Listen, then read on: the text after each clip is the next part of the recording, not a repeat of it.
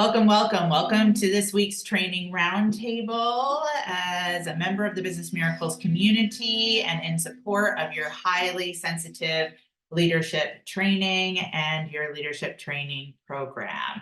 We are here today to focus on setting boundaries as an act of resilience. And I would even say setting boundaries as an act of HSP resilience.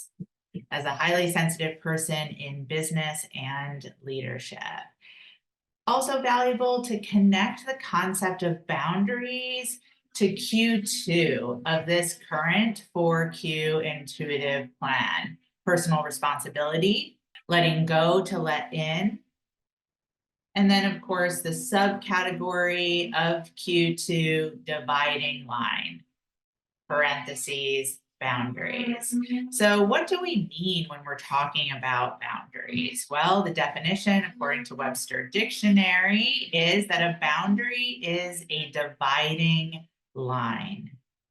A dividing line. According to psychotherapist Dr. Sharon Martin, a boundary is an imaginary line that separates me from you.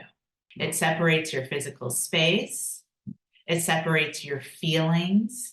It separates your needs, and it separates responsibilities from and for others. Your boundaries also tell other people how they can treat you, what's acceptable and what is not acceptable. Without boundaries, people tend to take advantage because you haven't set limits about how you expect to be treated.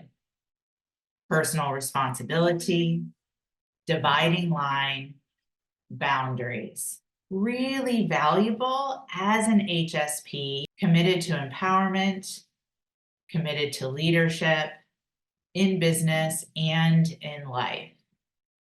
When we are untrained as highly sensitives, we are operating from shadows such as over-responsibility, such as overprotection, such as people-pleasing, which are all shadow reactions to not taking the personal responsibility to set boundaries. Conscious creation of boundaries for HSPs is the opposite of the shadows of people-pleasing, over-responsibility, overprotection, perfectionism. What I want to emphasize here is that setting boundaries is different from the shadow of overprotection. Please write that down. Setting boundaries is different from the shadow, the HSP shadow of overprotection. Defaulting to the shadow of overprotection is most likely because you have not, one, gotten clear on your own needs and your own values, two, gotten clear on how your needs and your values are separate from those closest to you in your business, prospects, clients, team, in your life, friends, family. And because you have not gotten clear on your needs, on your values, and how your needs and values are separate from those closest to you, you have not communicated your values and your needs, and therefore default to overprotection, which ultimately hinders you as the HSP, holding yourself back from engaging fully in business, in leadership, in life, all as an attempt to protect yourself from the possibility of overwhelm. Yet when you are clear about your needs and values and how your needs and values are separate from those closest to you, and you language those needs and values, there is no need to overprotect, giving you access to strengths such as creativity, such as intuition, such as empathy, such as deep thinking and deep feeling, all in a way that can deliciously and luxuriously be utilized and enjoyed rather than cut off because boundaries as an act of HSP resilience have not been set. One of the tools in your highly sensitive leadership training program that can support you with getting clear on those needs, on those values, on those boundaries is the teaching of time off, on, and in. Please write that down. Time off, on, and in, which you'll find in your orientation training, in your 2024 training tracks. I believe it's the 5th training for everyone. If I've got that wrong, community curator Lorna will correct me. You'll find it in your orientation training, planning for aligned productivity. Now, believe me, I've heard every excuse and every resistance to time off and in. This won't work for me. This is why it won't work for me. Always is the option and the necessity to apply the law of adaptation rather than all or nothing. Either I do time off, on, and in as Heather teaches it, or I don't.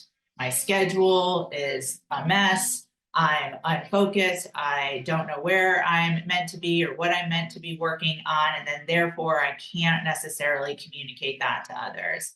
Or you can creatively design off, on, and in so it works for you.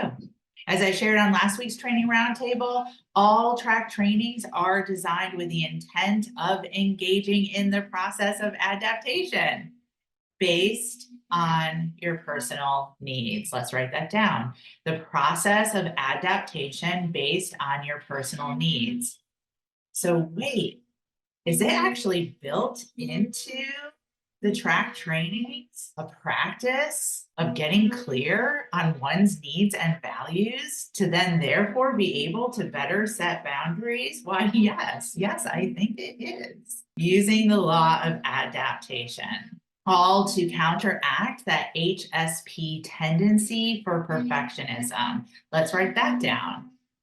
The opposite of that HSP tendency of perfectionism is the law of adaptation. There is no gold star A+ student as an HSP in business and leadership.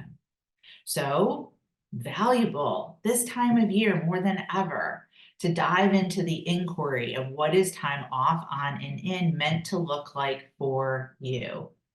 Personally, one, I have felt that entry into this new year kick my butt up and down the calendar. What? With all of my preparation, still this new year of 2024 feels like a tidal wave that I'm working to like be in major mastery with. Number 2, I'm in constant flexibility, fluidity, and creativity with my schedule. It's an ongoing act. So what is time off, on, and in meant to look like for you in connection to boundaries? And how can this support you with clarity about what you need for your optimal productivity? Let's write that down. What you need, what I need for my optimal productivity. Clarity about what you need for your off, on, and in, all to support your parasympathetic nervous system, health and body balance, as well as life balance and business balance that allows for advancement. And also as part of that balance, as part of that advancement, utilizing off, on, and in gives you the opportunity to prioritize self-study. Write that down. Prioritize self-study, such as, I don't know, track training time as an act of self-support and as a result of clarity regarding boundaries, all to support you with, again, parasympathetic nervous system balance, business advancement, and life balance. So what needs to be put in place regarding boundaries?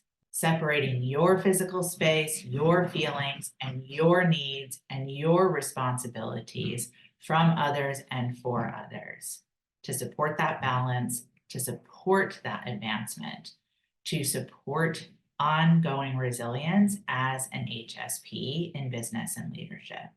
Let's take a breath in and let it out. Gorgeous. With that, I'm going to hand us over to Business Miracles Community Curator and Senior Coach, Lorna Lang. Lorna, welcome.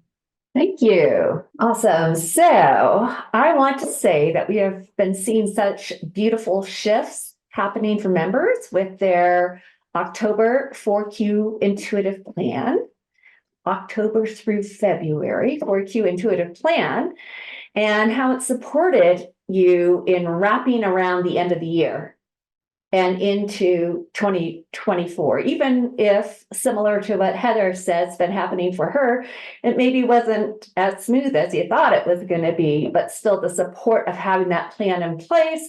Maybe you engaged with it over the end of the year, or maybe it was waiting there to hold you again as you returned into the forum and the community.